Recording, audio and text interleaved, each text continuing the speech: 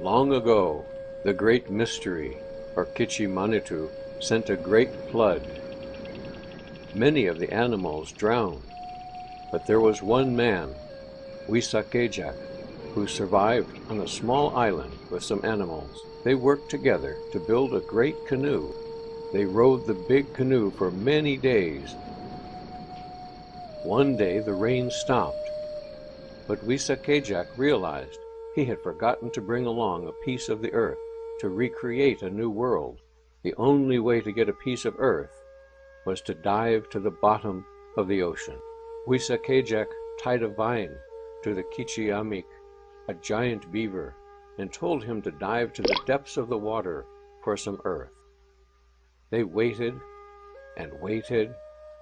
Finally, Weesakayjack pulled up the exhausted Kichiamik, but there was no earth.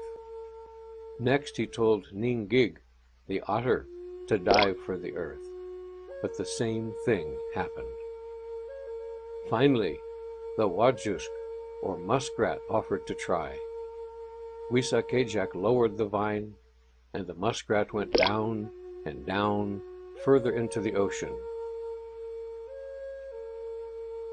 He was down so long, all the other animals thought for sure he was dead. They pulled his lifeless body into the canoe. Wajusk was dead, but inside his tiny paw he clutched a tiny piece of earth. The muskrat had sacrificed his life so that life on earth could start again.